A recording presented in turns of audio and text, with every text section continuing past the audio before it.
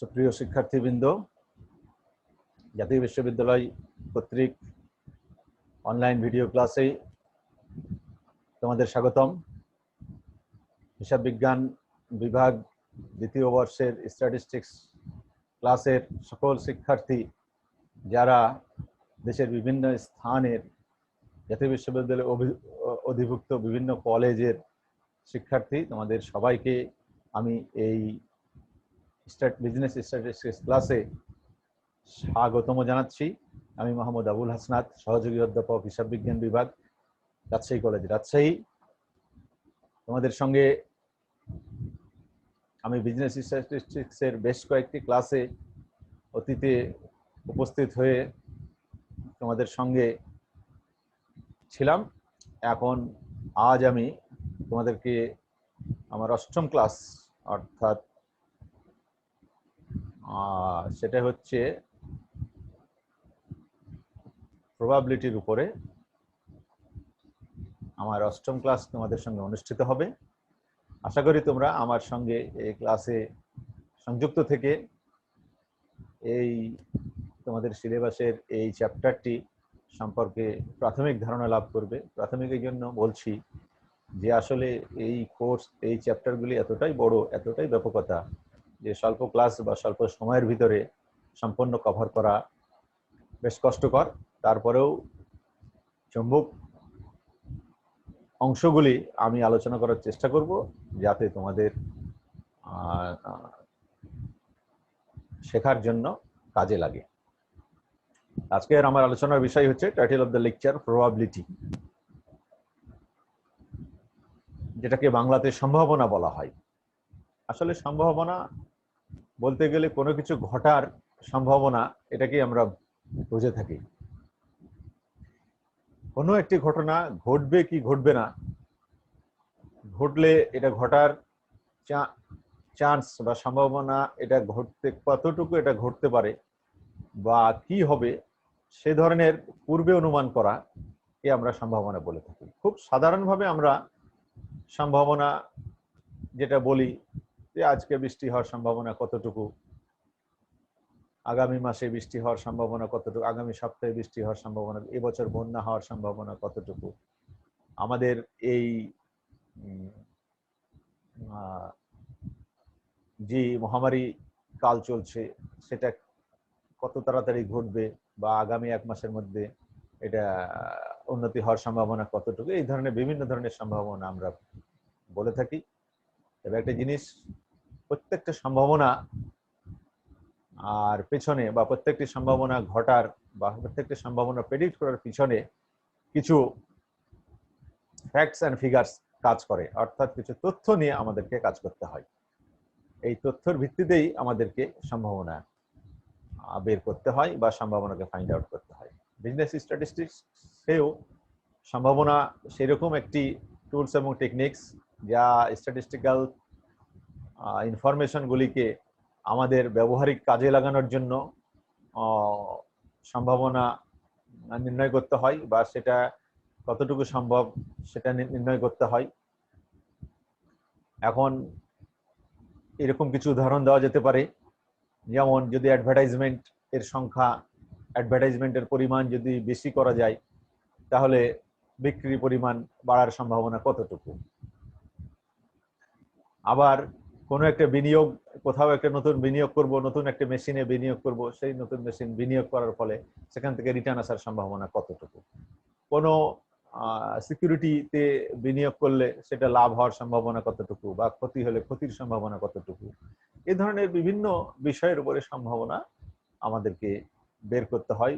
পূর্বে থেকেই এই সম্ভাবনাগুলি আমাদের ফাইন্ড আউট করা লাগে এবং এই সম্ভাবনার ভিত্তিতে আমরা সেই সমস্ত সিদ্ধান্তগুলি গ্রহণ করতে সক্ষম হই বা সেই সমস্ত সিদ্ধান্তগুলি নিয়ে থাকি। প্রকৃতপক্ষে স্ট্যাটিস্টিক্সে এই প্রবাবিলিটি খুবই একটা গুরুত্বপূর্ণ বিষয়, কেননা অথেন্টিক প্রবাবিলিটি ফাইন্ড আউটের মাধ্যমেই আমাদের সিদ্ধান্ত গৃহীত হয়। এখন যত অথেন্টিক এই প্রবাবিলিটি নির্ণয় করা সম্ভব হবে, আমাদের সিদ্ধান্ত গ্রহণ ততই সহজতর হবে এবং ততই ফলপ্রসূ হবে। সেই জন্য সিদ্ধান্ত গ্রহণের পূর্বে আমাদেরকে সঠিকভাবে সম্ভাবনা নিরূপণ করতে হয়। প্রবাবিলিটিতে এই জন্য সম্ভাবনা একটা খুব গুরুত্বপূর্ণ ভূমিকা পালন করে, পরিসংখ্যানের সম্ভাবনা একটা খুব গুরুত্বপূর্ণ ভূমিকা পালন করে। তো সে বিষয়ের পরে আমি কিছু স্লাইড তোমাদের জন্য আছে, সেই স্লাইড আর ধারাবাহিকভাবে আলোচনাটা কিছুটা শেষ করব এই প্রত্যয় নিয়ে তোমাদের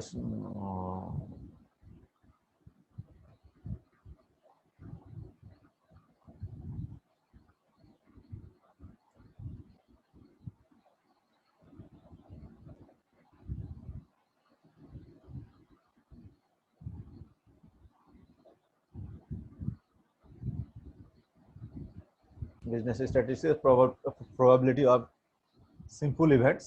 আমরা জানি যে ইভেন্টস খুব সাধারণ ঘটনা নিয়ে আমাদের প্রবাবিলিটি তৈরি হয়। প্রবাবিলিটি যদি definition is a measure of the likelihood of A random phenomenon or chance behaviour.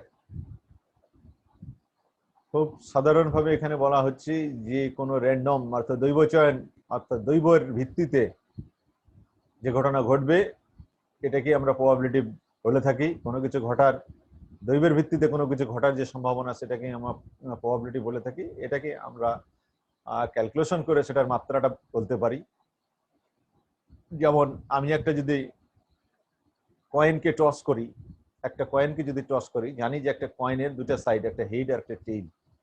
তাহলে কয়েন এটা টস করার পরে এটা হেড হবে না টেইল হবে, এটা কিন্তু সম্পূর্ণ নির্ভর করছে দৈবের উপরে। এটা হেডও পড়তে পারে, টেলও পড়তে পারে।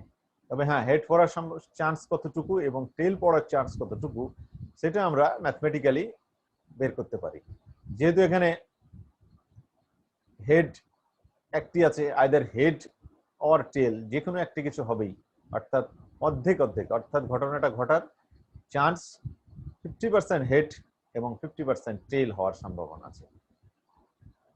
হয় হেড হবে না হয় টেল হবে 50%। তাহলে আমরা বলতে পারি যে 50%, সেটাকে আমরা পরিমাপ করার ভিত্তিতে সংখ্যা প্রকাশ করতে পারি। কিন্তু এটা দৈবের উপরে নির্ভর করছে যে probability describes the long term proportion with which a certain outcome will occur in situation with short term uncertainty। খুব স্বল্প সময়ের ভিতরে এটা সার্টেন আউটকাম ঘটবে, এটাই প্রবাবিলিটির মূল ব্যাপার। এক্সাম্পলে দেখো তোমরা, simulate flipping a coin 100 times. Simulate flipping a coin 100 times. Plot the proportion of heads against the number of flips. Repeat the simulation. বারবার এটা যদি ঘটনা আমরা ঘটাতে থাকি, একটা কয়েন যদি 100 টাইমস আমরা সিমুলেট করি, তাহলে বিভিন্ন ধরনের এটা আসবে। প্রথমবার হয়তো হেড আসতে পারে, দ্বিতীয়বার টেল আসতে পারে, তারপরের বার হেড আসতে পারে, তারপরের বার টেল আসতে পারে। এই ধরনের দৈবের উপরে ভিত্তি করে আমরা করতে পারি। Probability deals with experiments that yield random short-term results or outcomes, yet reveal long-term predictability. The long-term proportion with which a certain outcome is observed is the probability of that outcome.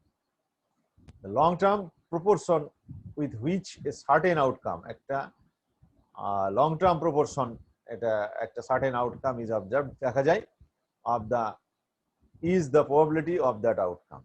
এই আউটকামটা ঘটার সম্ভাবনা কতটুকু সেটা long term proportion এর মাধ্যমে আমরা observe করে থাকি, লক্ষ্য করে থাকি।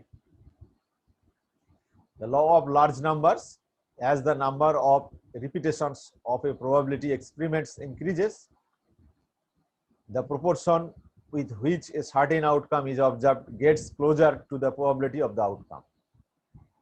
তাহলে এখানে রিপিটেশনস যখন প্রবাবিলিটির ক্ষেত্রে, এক্সপেরিমেন্টে যখন রিপিটেশনস হবে তখন এক্সপেরিমেন্ট প্রবাবিলিটির সম্ভাবনা বেড়ে যাবে এবং প্রবাবিলিটি সার্টেন আউটকামস এটা অবজার্ভ হওয়ার ততটা কাছাকাছি আসবে আর কি। সার্টেন কোনো আউটকাম অর্থাৎ ফলাফল এটা ঘটার সম্ভাবনা ততটাই বেশি হবে।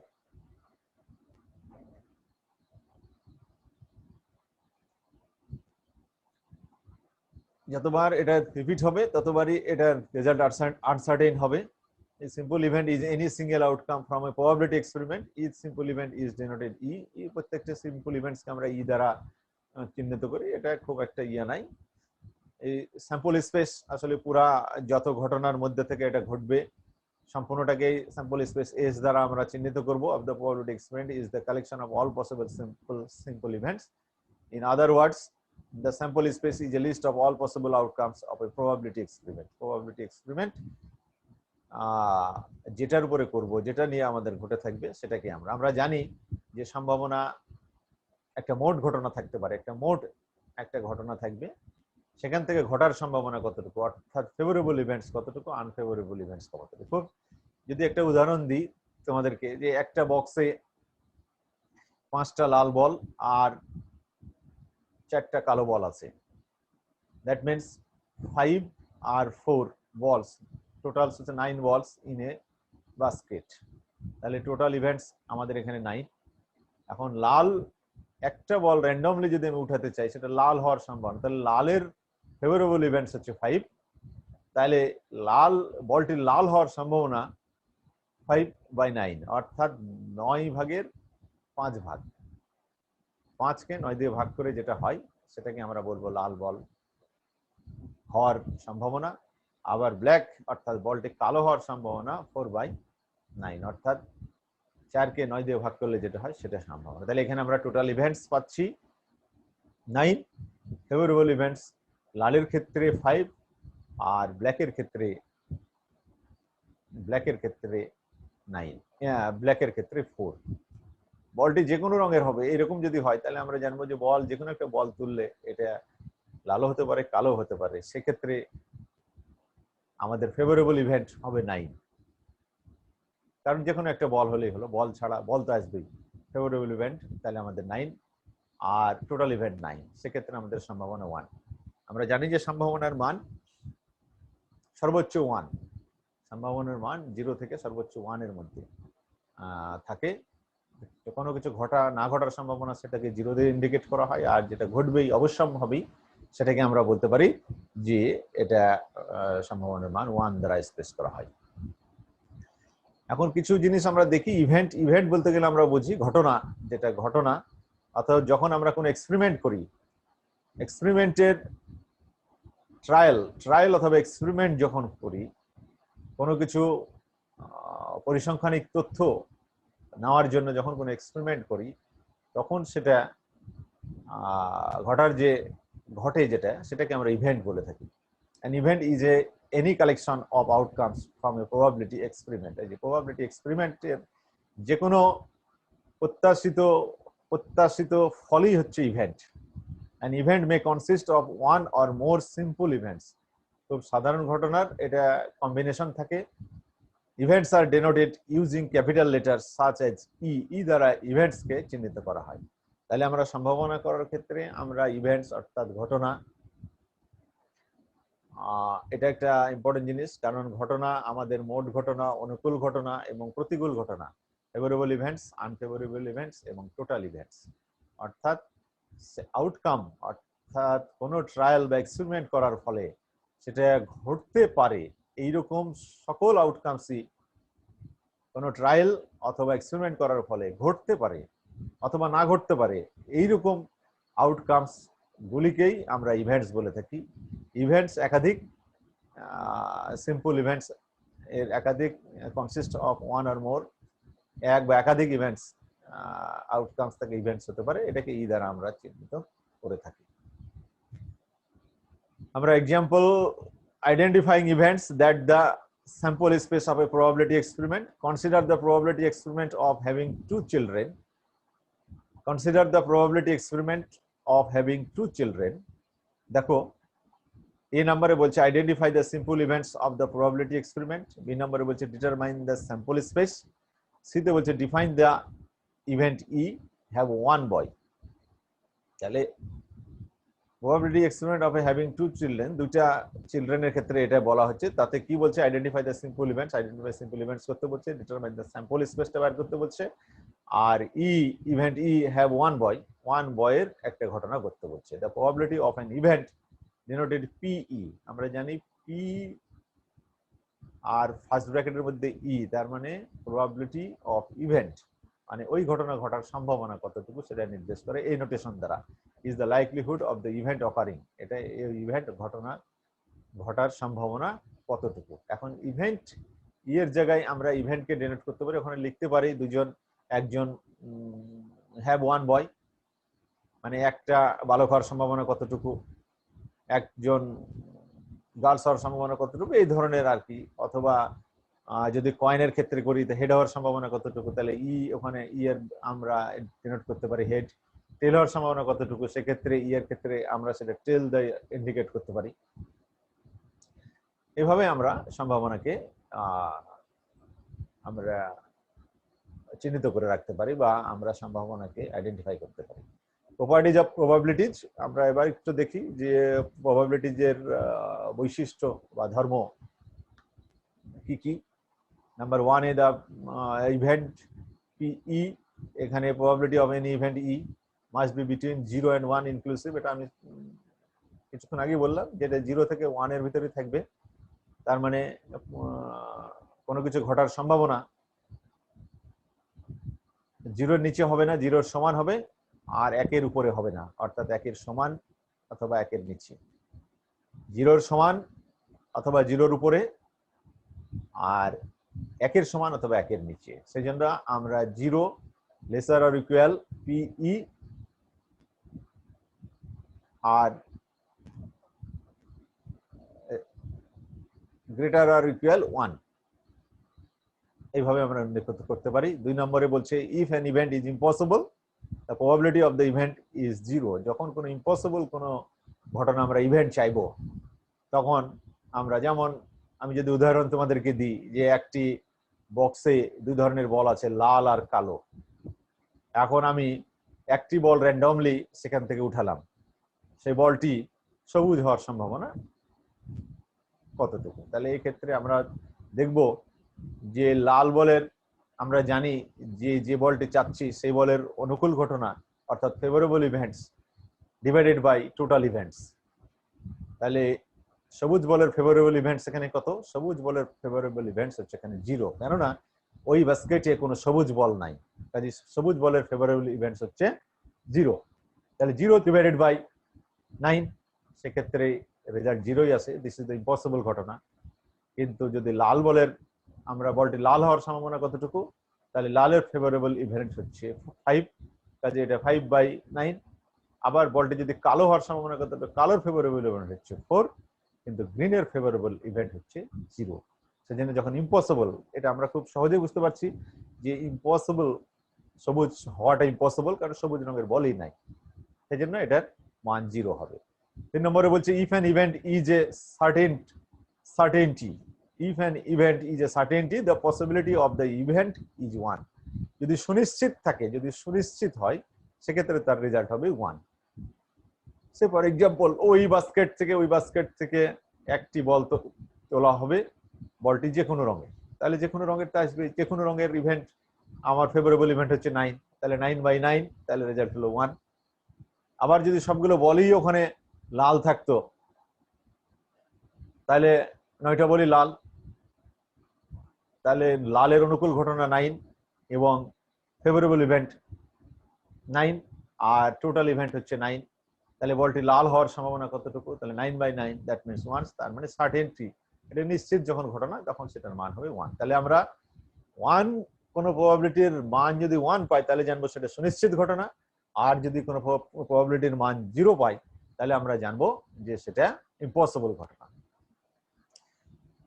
4 নম্বর প্রপার্টি যে আমরা দেখি, ইফ এস সমান সমান E1 E2 দ্যাট En, অর্থাৎ ইভেন্ট 1 2 3 4 5 6 n পর্যন্ত থাকে, দেন PE1 plus PE2 plus dash dash dash PE1 এবং 1। তাহলে আমরা জানি যে কোনো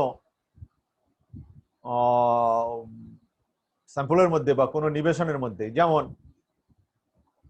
ওই বাস্কেটের উদাহরণ আবার আমি দিই, যে বলটি লাল অথবা কালো হবে তার সম্ভাবনা কতটুকু। তাহলে এখানে দুইটা ঘটনা, দুইটার এখানে রেজাল্ট, বলটি লাল হওয়ার সম্ভাবনা 5/9 আর বলটি কালো হওয়ার সম্ভাবনা 4/9। তাহলে 5/9 প্লাস 4/9 সমান সমান 1/1, তার মানে 1 হবে। তার মানে যে কোনো একটা সুনিশ্চিত ঘটনা এখানে ঘটে থাকবে।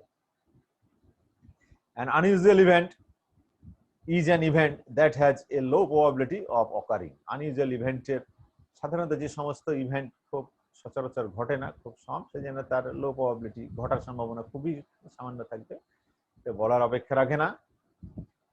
এখন আমরা মেথডস নিয়ে আলোচনা করব। 3 methods for determining the probability of an event. 3টা পদ্ধতি রয়েছে আমাদের সম্ভাবনা পরিমাপ করার জন্য। কোনো ঘটনা ঘটার সম্ভাবনা কতটুকু সেটা পরিমাপের জন্য 3টা পদ্ধতি রয়েছে।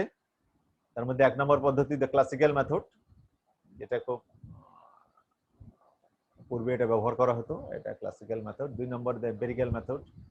এম্পিরিক্যাল মেথড এটা সাধারণত গবেষণা লব্ধ বা পরীক্ষামূলকভাবে এটা করা হয়, সুবিবেচনা প্রসূতভাবে এটাকে নির্ণয় করা হয়, যেন এটাকে এম্পিরিক্যাল মেথড বলছে। আর দ্য সাবজেক্টিভ মেথড, এটা বুঝে শুনে বোঝার বোধের উপরে যে মেথডটা ব্যবহার করা হয় সেটাকে, কারণ আমাদের জাজমেন্টাল বিষয় আমাদের সঙ্গে অন্তর্ভুক্ত থাকে, সেই বিষয়গুলো বিবেচনায় নিয়ে যে পদ্ধতি ব্যবহার করা হয় সেটাকে আমরা সাবজেক্টিভ মেথড হিসেবে বলতে পারি। The classical method of computing probabilities requires equally likely outcomes. এটা likely যে কোনো পদ্ধতি সমানভাবে সম্ভাবনা থাকে, equally. An experiment is said to have equally likely outcomes when each simple event has the same probability of occurring. প্রত্যেকটা simple ইভেন্টেরই এটা ঘটার সম্ভাবনা থাকে, এই জন্য এটাকে ইকুয়ালি লাইকলি আউটকামস বলে। যেমন একটু যদি উদাহরণ দিই তোমার কাছে পরিষ্কার হবে, একটা কয়েন আমরা টস করলাম, কয়েনে হেড হবে না টেল হবে, হেড হওয়ার সম্ভাবনা এবং টেল পড়ার সম্ভাবনা দুটো ইকুয়াল, সেটাকে আমরা ক্লাসিক্যাল মেথড আমরা বলি। ক্লাসিক্যাল মানে এটা খুব সাধারণভাবেই এটা বোঝায় যে দৈব চয়নের ভিত্তিতে আমরা যখন করব, এটা দুটা ঘটনা যে কোনো একটা ঘটতে পারে এবং দুটা ঘটনা ঘটার সম্ভাবনা একদম সমান, এই জন্য এটাকে আমরা বলতে পারি equally likely outcomes. Computing probability using the classical method. Classical method ব্যবহার করে আমরা কিভাবে প্রবাবিলিটি পরিমাপ করব, নির্ণয় করব, সেটা আমরা দেখতে পাচ্ছি। If an experiment has unequally likely simple events, that if the number of ways that an event E can occur is m, then the probability of PE is number of ways that E can occur m, and number of possible outcomes n. তাহলে আমি সেই কথা বলছিলাম যে PE দ্বারা আমরা ভাগ করব, তাহলে সেক্ষেত্রে if S is the sample space of this experiment, then PE ns number of S আর number of favorable events, মানে ইভেন্টস আর কি, সেটাকে বোঝানো হচ্ছে। Number of way that E can occur, মানে ই ঘটতে পারে, মানে আমি যেটা চাচ্ছি সেটা ঘটতে পারে, সেটা কতটা ওয়েতে। আবার আমি উদাহরণ দিই যে ওই বলের ক্ষেত্রে যদি আমি রেড বল চাই, তাহলে রেড বল ঘটতে পারে 5 টাইমস, 5টা যেহেতু রেড বল আছে 5 ভাবে রেড বল ঘটতে পারে। আবার নাম্বার অফ, ওখানে নাম্বার অফ স্যাম্পল স্পেস, ওখানে স্যাম্পল স্পেস আছে 9, সেজন্য স্যাম্পল স্পেস 9, সেজন্য বলা হয়েছে যে নাম্বার অফ ফেভারেবল ইভেন্টস, অর্থাৎ ওই ঘটনা ঘটার পক্ষে অনুকূল ঘটনা কতটুকু সেটাকে এন ই দ্বারা চিহ্নিত করা হচ্ছে, আর এন এস এটাকে স্যাম্পল সংখ্যা দিয়ে চিহ্নিত করা হচ্ছে। যেহেতু দ্বৈবচনে computing possibility using the classical method.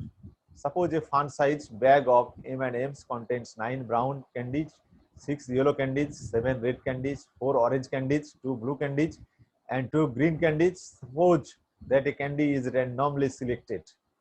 যে উদাহরণটি বারবার আমি তোমাদেরকে দিচ্ছি, সেই উদাহরণটি একটু বড় করে এখানে দেওয়া আছে। সেটা বলছে যে a bag of M&M contains, M&M একটা ব্যাগ, ফান সাইজের একটা ব্যাগ, এটা 9টা ব্রাউন ক্যান্ডি কন্টেইন করছে, 6টা হলুদ ক্যান্ডি আছে, 7টা লাল ক্যান্ডি, 4টা অরেঞ্জ ক্যান্ডি, 2টা ব্লু ক্যান্ডি, 2টা গ্রিন ক্যান্ডি। তাহলে একটা বল নেওয়া হলো র্যান্ডমলি সিলেক্টেড, র্যান্ডমলি আমরা জানি যে দৈব চয়নে এটা সিলেকশন করা হলো। 1 নম্বর বলছে what is the probability that it is brown, এটা ব্রাউন হওয়ার সম্ভাবনা কতটুকু। তাহলে আমি একটা বলেছিলাম PE is equal to brown, আমি যদি এটা উল্লেখ করি তার মানে এখানে আমি ব্রাউন চাচ্ছি, PE is equal to brown. তাহলে ব্রাউন হওয়ার সম্ভাবনা, ব্রাউনের ফেভারেবল ইভেন্ট এখানে কয়জন আছে, ব্রাউনের ফেভারেবল ইভেন্ট আছে কন্টেইন 9 ব্রাউন ক্যান্ডিস, তাহলে 9 আর অল ইভেন্ট স্যাম্পল সাইজ কত, স্যাম্পল স্পেসে কত, 9 6 15 আর সাথে 22 আর 4 26 আর 2 28 28 আর 2 30 30 ক্যান্ডিজ রয়েছে। তাহলে এখানে টোটাল হচ্ছে 30 ক্যান্ডিজ। যাই আমরা পরে সলিউশনে দেখি। বি নম্বরে বলছে what is the probability that is the blue. তাহলে ব্লুর ফেভারেবল ইভেন্ট হচ্ছে এখানে 2/30, total event 30। Comment on the likelihood of the candy being brown versus blue. এখন বলছে এই যে likely brown versus blue, brown অথবা ব্লু হবে। তাহলে ব্রাউন আর ব্লুর সংখ্যা আমাদেরকে নিতে হবে। ব্রাউন হচ্ছে এখানে ব্রাউন অথবা, মানে ব্রাউন হলেও চলবে, ইয়া হলেও চলবে, ভার্সাস ব্রাউন বনাম ব্লু। তাহলে 9 আর হচ্ছে আমাদের ব্লু হচ্ছে 11। তাহলে probability of an event A is approximately the number of times event E is observed divided by the number of repetitions of the experiment. Relative frequencies of E, frequencies E, এই আমি যেটা বলছিলাম যে ব্রাউনের E হচ্ছে এত, number of trials and experiment, কতগুলো experiment হবে সেটার একটা ব্যাপার। The following data represents the number of homes with various types of homes heating fuels based on a survey of 1000 homes. এটা 1000 হোমের একটা ইয়ে নেওয়া হয়েছে। আমরা এখানে কিন্তু এটা পেয়ে গেছি। আমরা 1000 হোমের এখানে the following data represents the number of homes with various types of home heating fuels based on a survey. 1000 হোমসের একটা সার্ভে নেওয়া হয়েছে, সেখানে যাদের বিভিন্ন ধরনের হোম হিটিং জ্বালানি রয়েছে। approximately the probability that a randomly selected home use electricity as its home heating fuel. randomly selected করা হচ্ছে যে তারা ইলেকট্রিসিটি, রুম গরম করার জন্য ইলেকট্রিসিটি ব্যবহার করে। would it be unusual to select a home that use coal or coke as its home heating fuel? আবার কেউ কোল এবং কোক ব্যবহার করে। তো সেক্ষেত্রে আমাদের এই ফ্রিকোয়েন্সি দেখো, হাউস হিটিং ফুয়েলের একটা টেবিল এখানে তথ্য দেওয়া আছে। ইউটিলিটি গ্যাস ব্যবহার করে 504 জন, বোটল ট্যাঙ্ক মানে আমাদের এলপি গ্যাস যেটা সেটা 64 জন, ইলেকট্রিসিটি 307, ফুয়েল অয়েল কেরোসিন এরা ব্যবহার করে 94, কোল আর coke 2, wood 17, solar energy 1, other fuel 4, আর নো ফুয়েল যারা কোনো ফুয়েলই ব্যবহার করে না তাদের সংখ্যা হচ্ছে 7। এইরকম মোট আমাদের 1000টা হোমের এই তথ্য নেওয়া হয়েছে। তাহলে ইউজিং সিমুলেশন পদ্ধতিতে আমরা তাহলে এটা কিভাবে বের করব? আমরা সিমুলেট থ্রোয়িং এ 6-sided ডাই 100 টাইমস। 6টা সাইড থাকবে একটা ডাই মানে হচ্ছে ছক্কা আমরা বলি, ডাইস বা ডাই। এটা 100 টাইমস এটা আমরা ব্যবহার করব 6-sided। approximately the probability of rolling a 4. how does this compare to the classical probability? Classical প্রবাবিলিটির সাথে এটা কিভাবে approximately the probability of rolling a 4, চারবার এটাকে আমরা রোলিং করব। তাহলে আমাদের 1000 জন আছে, 100 টাইমস 6-sided আমরা সিমুলেট করব। তাহলে এইভাবে আমরা এটাকে বের করতে পারবো। এবার আসি আমরা সাবজেক্টিভ প্রবাবিলিটি। যেহেতু আমরা 3 ধরনের প্রবাবিলিটি যেবার আসলাম সিমুলেটিং এর পরে, প্রথমটা আমরা ছিলাম ক্লাসিক্যাল, তারপরে আমরা সিমুলেটিং এ আসলাম, তারপরে সাবজেক্টিভ। আসলে প্রবাবিলিটি বের করা হয় মূলত ক্লাসিক্যাল পদ্ধতিতেই, সিমুলেটিং এর ব্যবহার খুব কম, সাবজেক্টিভও খুব একটা চলে না। তারপরেও কিছু কিছু ক্ষেত্রে সাবজেক্টিভ প্রবাবিলিটি নিতে হয়।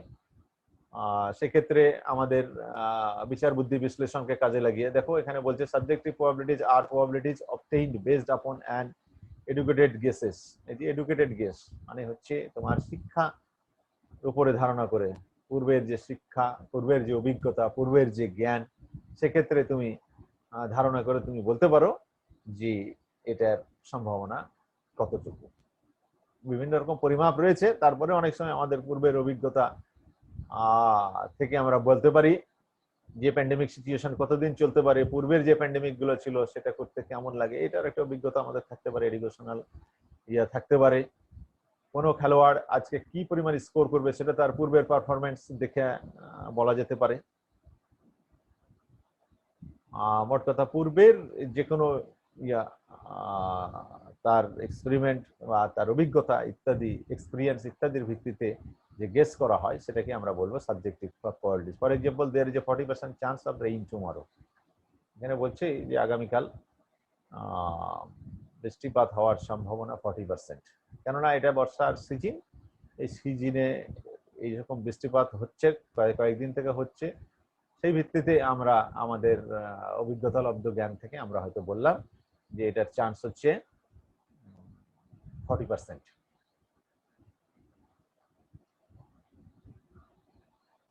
এডিশন রুল, এটা কমপ্লিমেন্টস আমাদের এডিশন রুল, এটা আমাদের আজকে এই আলোচনাগুলো আমরা আর বিস্তর এই বিষয়ের উপরে যাব না। আমরা নেক্সট ক্লাসে আমাদের যে সম্ভাবনার যে রুলগুলি রয়েছে সেই রুলগুলি নিয়ে আমরা আলোচনা করব, অর্থাৎ এডিটিভ রোল, মাল্টিপ্লিকেটিভ রোল এবং